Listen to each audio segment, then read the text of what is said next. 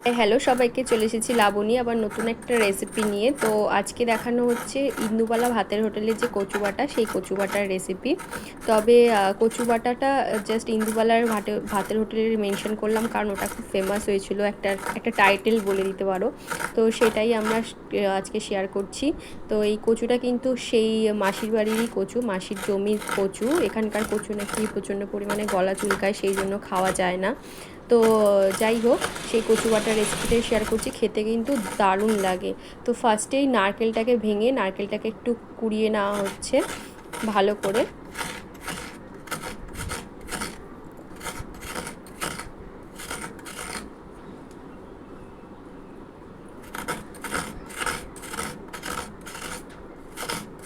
তো নারকেলটাকে কুড়িয়ে নেওয়ার পরে তারপরে এই যে কচুটাকে এবার ছাড়িয়ে নিতে হবে ভালো করে। অবশ্যই আবারও বলবো যে কচু ছাড়ানোর সময় কোনো কিপটেমি কিন্তু কেউ করবে না, ভালো করে ছালটাকে একটু মোটা মোটা করে ছাড়াবে, না হলে কিন্তু খেতে একদমই পারবে না। সে যতই যেরকম মানুষই হও, টেস্টই কিন্তু আসবে না। তো একটু বেশি মোটা মোটা করে সবসময় কচুর ছালটা কিন্তু ছাড়ানোর চেষ্টা করবে, কারণ ওই কচুর ছালের মধ্যেই কিন্তু গলা চুলকানোর একটা ব্যাপার থাকে। আর যাদের বিশেষ করে অ্যালার্জি আছে তাদের তো বিশাল রিস্ক, তো একদমই করার দরকার নেই।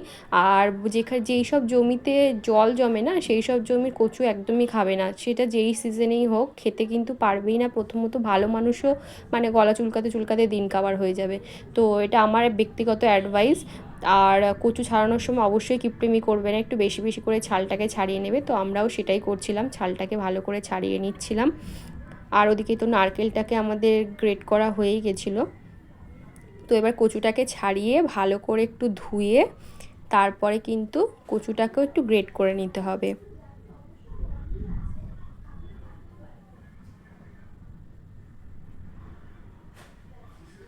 তো যতটা পরিমাণ বাদ দাও ততটা কিন্তু বাদ দিয়ে দেবে। তারপরেই দেখো কচুটাকে এইভাবে কেটে নিতে হবে, কেটে এটাকে ভালো করে কিন্তু ধুয়ে নিতে হবে। তো দেখো কচুটাকে এবার কাটাও হয়ে গেছে, এবার ধুয়েও নিয়ে চলে এসেছি। এবারে কিন্তু কচুটাকে ভালো করে গ্রেট করে নিতে হবে গ্রেটার দিয়ে। তোমাদের কাছে ছোটো থাকুক বড় থাকুক, যেই গ্রেটারই থাকুক, সেই গ্রেটার দিয়ে একটু ভালো করে গ্রেট করে নেবে, তাহলে কিন্তু মিক্সড করতে সুবিধা হবে। আর না হলে এত বড় তো আর বেটে বেটে করতে পারবে না, অনেকটা সময় চলে যাবে। তো সময়টা বাঁচানোর জন্যই গ্রেট করে নেওয়াটা বেটার, আর খেতেও ভালো হয়, বেশ একদম পুরোটা মিক্সড হয়ে যায়। তো মিক্সড হয়ে যাওয়া জিনিস তো মুখে পড়লে বেশ খেতে ভালোই লাগে।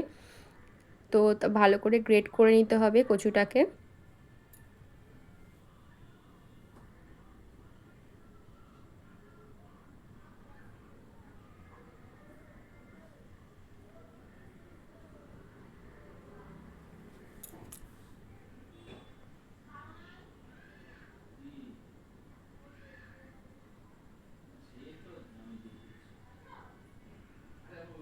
তো গ্রেট করে নেওয়ার পরে দেখো আমাদের গ্রেট কমপ্লিট হয়ে গেছে। গ্রেট করে নেওয়ার পরে এরকম একটা লুক চলে আসছে।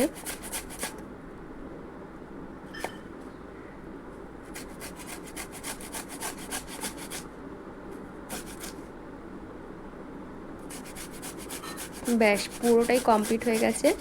এইবারে এটাকে কিন্তু মিক্সার গ্রাইন্ডে দিয়ে হোক বা শিলনোড়া দিয়ে হোক বেটে নিতে হবে।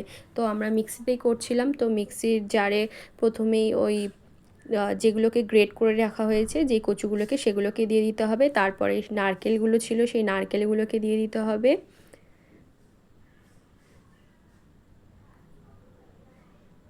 দুটোই কিন্তু পুরো হোয়াইট হোয়াইট। তো একটুও জল অ্যাড করবে না, জল না অ্যাড করাই ভালো, যেহেতু নারকেলেরও একটা দুধ মতো বেরোয় আর কচুরও তাই। একটুও জল অ্যাড করবে না, জল অ্যাড করলে অতটা খেতে ভালো লাগে না।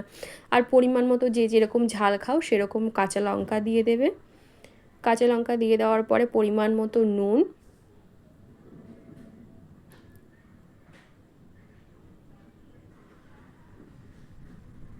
তারপরেই কিন্তু দিয়ে দিতে হবে পরিমাণ মতো চিনি। একটু চিনি দেবে, স্বাদ আসে তাতে ভালো।